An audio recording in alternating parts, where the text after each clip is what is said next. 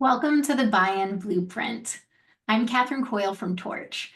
We'll get started in just a moment. While we wait for everyone to join, please head to the chat and share where you're dialing in from and something that you're hoping to learn today.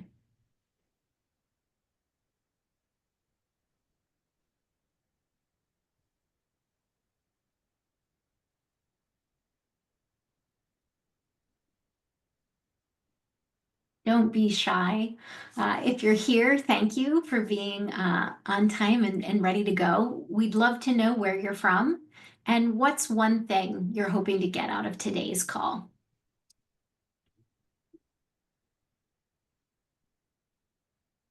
Hello, San Antonio, Texas. Making convincing arguments to invest in people development. Yeah, that is always a challenge. Charleston, South Carolina, welcome. Chapel Hill. All right.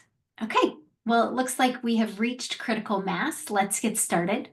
Today, we're joined by Jeff Nichols, CFO at Torch, and Carmel Galvin, Chief People Officer at Klaviyo.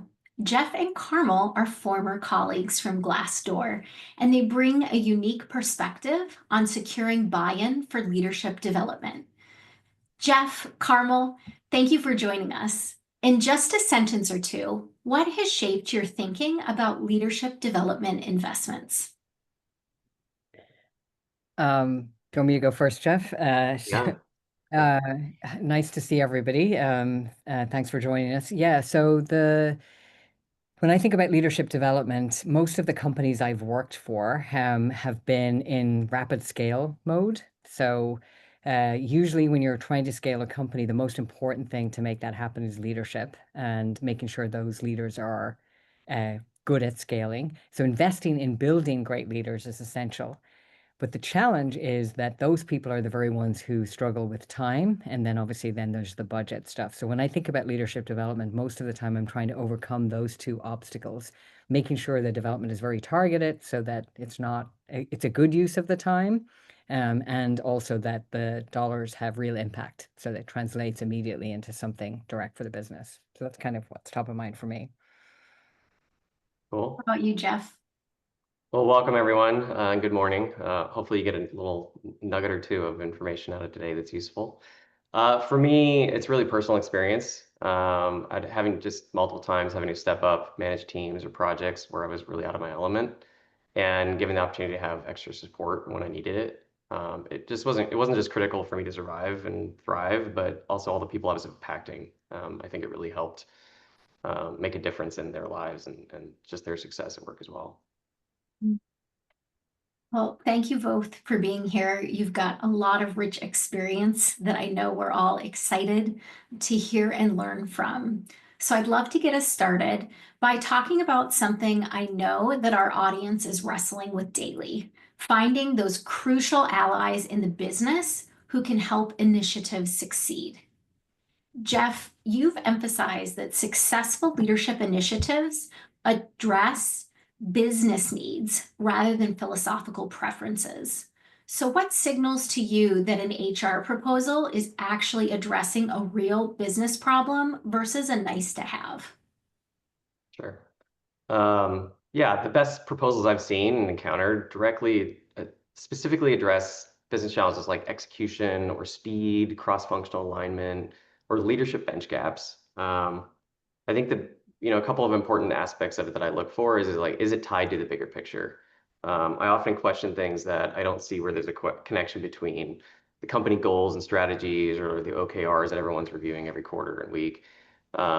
And I expect any particular initiative, whether it costs money or not, to be able to answer some basic questions. What are the goals for this in the short term? What are they in the long term? Who do they serve? What does it serve? What's the opportunity cost of not doing it? If you struggle to package up the initiative and answer any of these questions, then it's probably a nice to have. Second, I look to see if it comes with metrics that matter from other parts of the business, not just the general HR stuff that sort of is typically leaned on. From the HR perspective, the signals when there's other metrics, the signals that they've done their homework on the actual problem, but been thoughtful about the rest of the organization and its relative priority, whether it be for one part of the organization or in total. And measurement of the impact, it can be it could be solely based on HR type metrics that you think about typically, but most often it's that coupled with something else that is really pointed and directly correlated to like an outcome. And the last thing is like being specific and targeted. Again, identifying a very specific population or very specific need that needs this kind of development.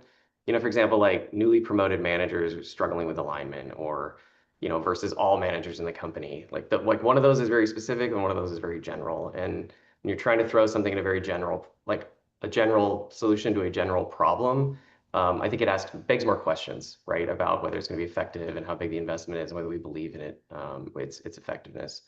And so I sort of start to question all of those things depending on like how pointed and how targeted it actually is and my belief about its effectiveness. Like sometimes there's really hard problems to solve. For example, like you could be in the engineering function and they could be struggling with execution. They could have new leadership, or they could have a significant change in direction of the business, and all of that can create sort of like internal chaff of like of how well they execute and how well they work together. And so, when you think about data, my point around like try and bring some data in from that organization, it's like, is there a particular pod that's under delivering at this point? Are they missing expectations around, the level of product output?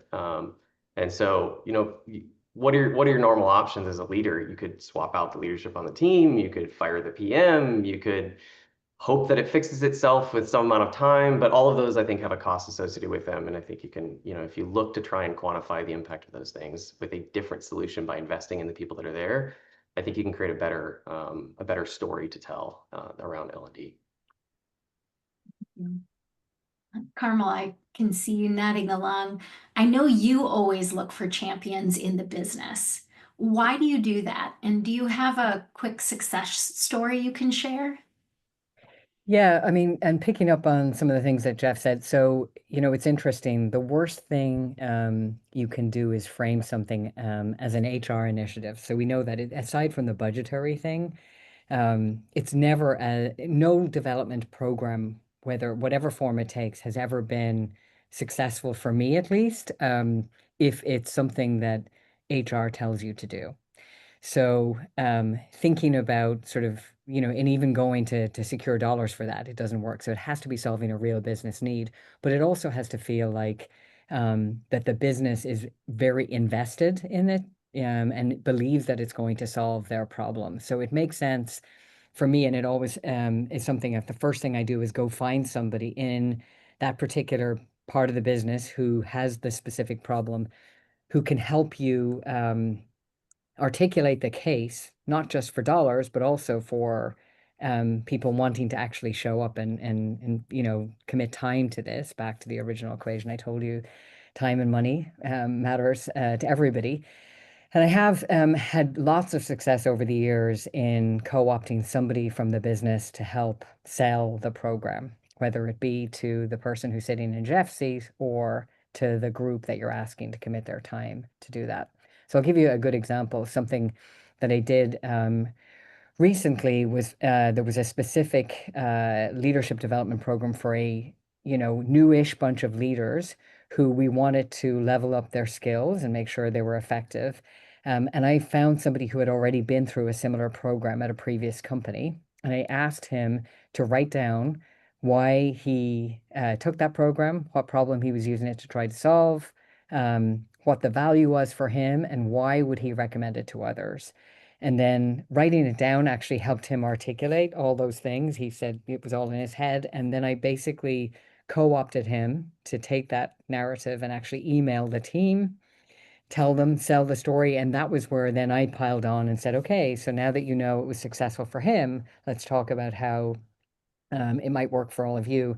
He had a lot of followership, so his endorsement counted for a lot, but he was able to translate it into the language that was very understandable and for all the folks in that, and it was in an engineering team. And then it made it easier for me to actually secure the dollars to commit to actually launching that program. I went one step further. On the actual first day of the event, I had him come in at the very beginning of the kickoff and kind of do the emotional evangelize the program from day one, and that actually really helped because it got people right in the room. Because even with the best program, you need to continually reinforce why it's going to be helpful and effective, and having his sponsorship, even informally throughout the program, was extremely helpful. It works. It's really good because then people are more inclined to, if they view it as an HR initiative, it seems like a requirement. It's almost like, doing your onboarding, you have to check the box and on you go. And I think it just isn't as impactful as having somebody who's directly connected to that particular space. So you wanted, when I'm going to come and ask Jeff for dollars, I want to know that one, he's convinced that there's a business case for it, but two, that I can demonstrate to him that it actually worked. So you've got to keep both those two things in mind. Yeah. So Jeff, how does that change the dynamics of the conversation? Yeah, I mean, I don't want to repeat what Carmel said too much, but in short, the buddy system has its advantages. My spidey sense goes off when I hear about generalized sort of like philosophical HR wants and initiatives versus something that's a defined need that they formulated in conjunction with some other part of the business or some other group, some other leader. And it doesn't necessarily mean that like L&D alone or coaching or whatever is like the solution. It's usually part of a package of things that are trying to address the problem. And so like that's usually like that is framed with, as Carmel said, with getting somebody else to help champion that within the organization. And then look, contrary to popular belief, I view HR and finance teams as enablers for the rest of the organization. Part of our role is to do things that make everybody else bigger, better, faster, stronger, and not necessarily designing things for them, but designing things with them to make that happen. And then a couple other points, to make on why this setup can be more successful is, one, business leaders who advocate for the coaching or L&D spend, they tend to be more invested in ensuring its success, exactly what Carmel said. I totally agree with that. The programs with champions across other departments as well, it's like it makes it a little bit harder to cut. It might make it a little bit harder to manage, effectively, but at the same time, it's like the if people, individual leaders feel it's important and they're willing to allocate money in their own budgets, they also feel agency over what they're investing in their people, as opposed to someone else sort of like determining that for them. And I think that that's really strong. It creates a much more mental, like stronger bond between them and not only HR, but also the initiative at play. And then, the last thing is like questionable investments require champions within the org.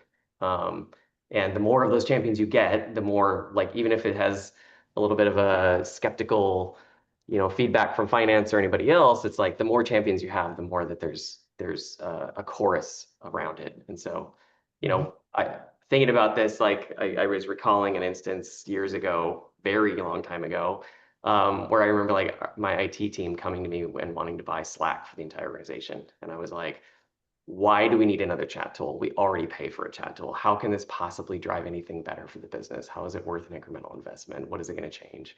And the reality is like I kind of kicked the can on that, but then later on, engineering is coming to me and championing the fact that Slack has like changed their lives, that they are so much more effective. Their communication is so much more fluid, and they are addicted to it. And then it started to spread like wildfire. And then the compelling reason why to then invest in this additional thing that I previously thought was superfluous to the budget now becomes a necessity for the organization, because there's this pull from other parts of the org to decide that it's worth value. And to pick up on that, just Catherine, I think so. Jeff and I did work together previously, and there's something also about not just finding champions in the business, but actually building the relationship between you and the finance team and the CFO in particular, and ahead of time. So you're not like only showing up when you're looking for budget, but that you're actually talking about business problems together and sort of building a collective understanding of what the need is long before you actually need to go and look for. If it becomes too transactional, then I think we're missing the bigger picture here. And so I think we did a good job of actually spending a lot of time together, understanding how we could both help move the business forward. And I think investing in that ahead of the ask it just gives you a better place to start a conversation that's sort of the ilk that I think the second version of the Slack ask was for Jeff too. If you sort of are brought along on the journey, it's a much easier sell. Thank you both. Some really good ideas in there about leveraging champions in the business and building those relationships. I'd love to dig into something that often makes or breaks these initiatives.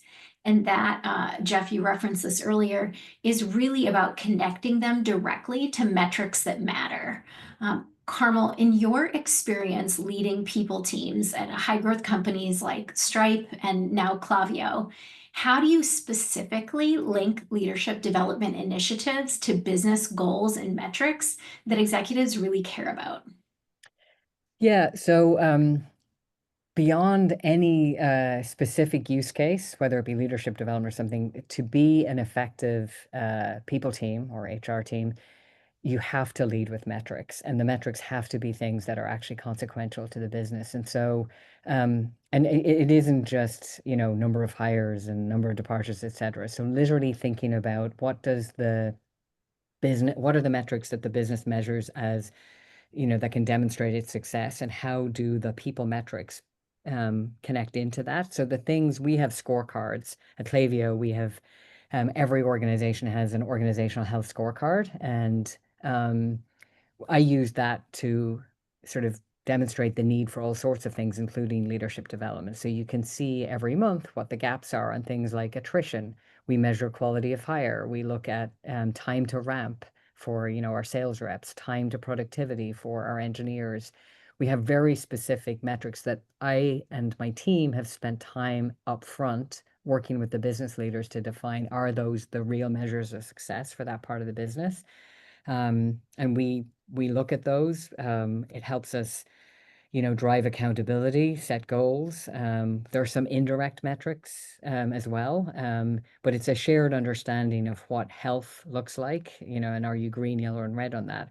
And it's very easy for me to then take that and use. And by the way, included in there are softer measures like employee sentiment, or intent to stay, for example, whatever the various things, but we look at them closely, but they provide a very good picture for you then when it comes to the thing that Jeff talked about at the very beginning, which was where you might see a team where it has a new leader and maybe they're going through a lot of thrash. Is it an issue that what kind of intervention do you need? And having measures that help you demonstrate what is needed there can be very helpful when you're making the case for, I want to bring in a coach, or I think there's some sort of larger leadership team need here, and how do we solve for that?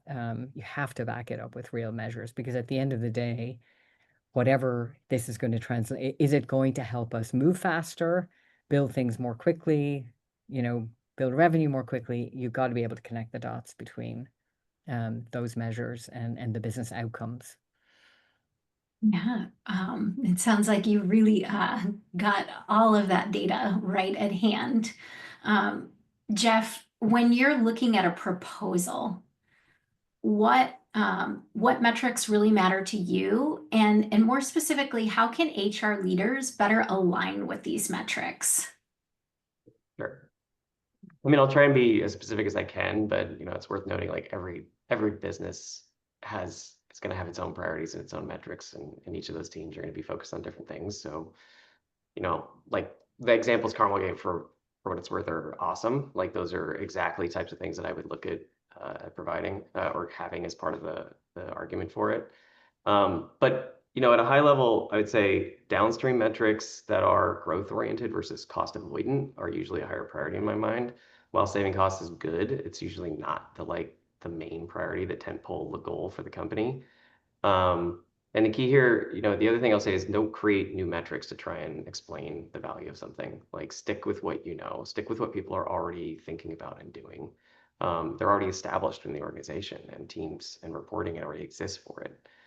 And try and draw a link to those things, like Carmel said, pointing to, the generalized HR metric would be employee attrition or employee retention. But, when you apply that to like the sales organization, and it becomes different. The economics of that are different, because then it affects ramp and productivity, as she said. And so I think it's critical, if you're a B2B business and you're talking about sales, things like sales productivity, time to ramp, sales cycle, like any of those things could be affected theoretically by the effectiveness of an individual or of a team. Another example I think of is I alluded to earlier was in engineering, and where you have problems where typically you have, well, I've seen happen lots of times, is you have great engineers get promoted into manager positions, people manager positions, and they're usually 50-50 on how that turns out without any support. And so what is the effect on that? You could have missed delivery schedules, you could have slower release timeframes, you could have higher rates of bugs in development, et cetera. So looking at comparative examples of like, well, what was it like before? What is it like now? What is it like between these two different teams? Who's being affected? Like those are very specific things that the CTO or engineering leaders are thinking about and caring about because it is literally directly related to their execution and of their goals. And it may not be X amount of revenue on the P&L, but that is the downstream idea, is that if we can't release a product quickly enough, we are missing out on revenue. We are going to miss our goals. And so having to be able to like draw the link to that first order metric to like the downstream metric, I think is the important case here.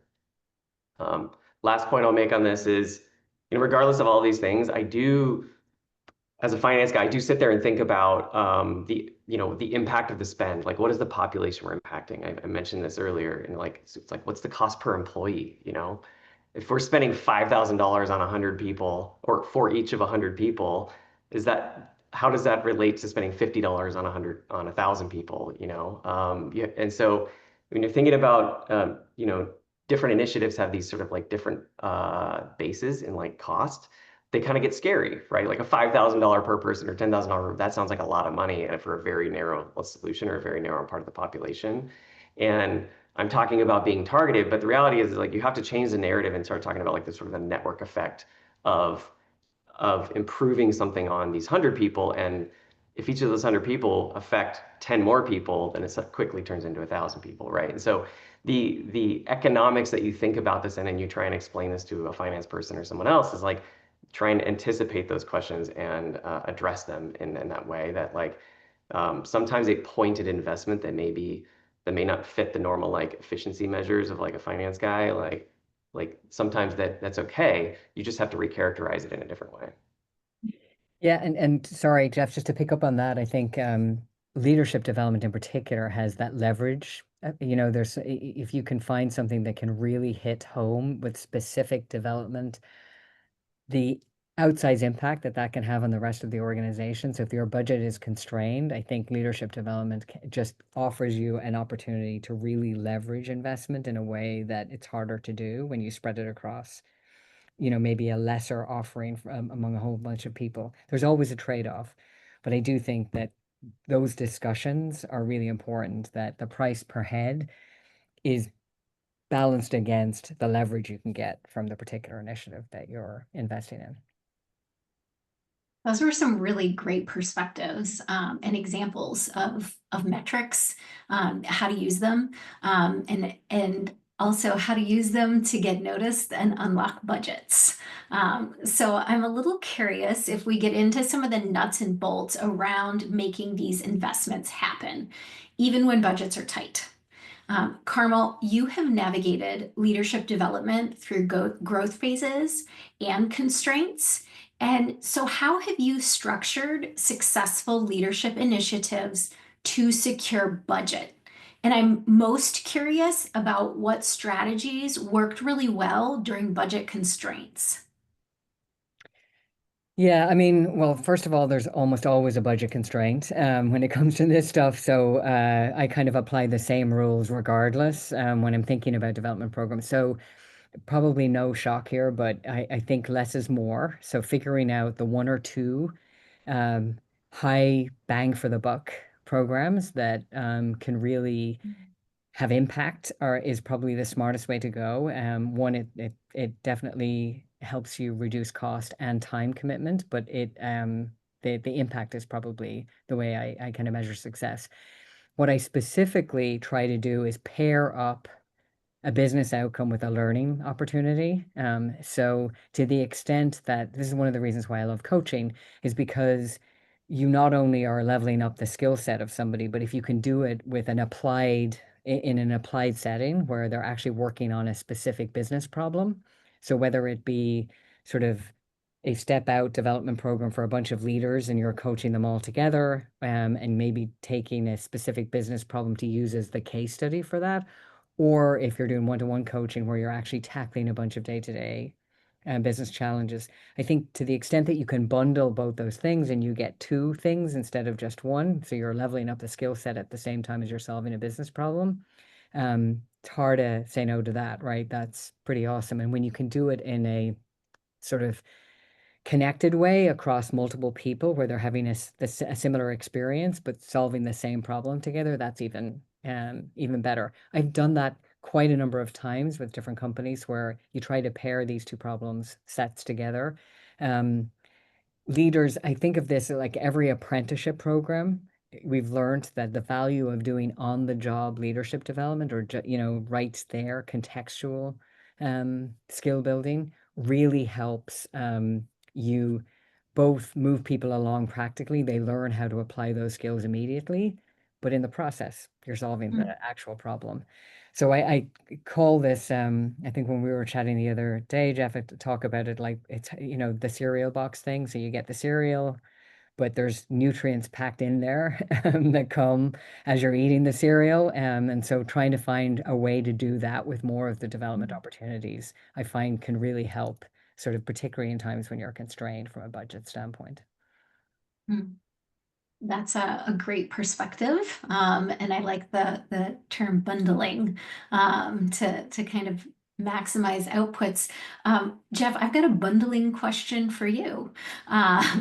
So you suggested that distributing investments across department budgets make initiatives more resilient to cuts.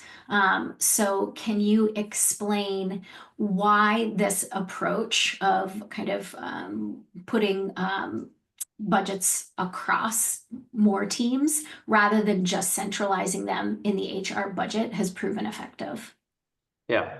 I mean, to be clear, I don't think it's an either or, like meaning either centralized or distributed. I think it's both. I think some of this belongs as a centralized thing that can be done, and deployed by HR, and some of this should be sitting in functional budgets where people, again, can control it, feel agency over it, and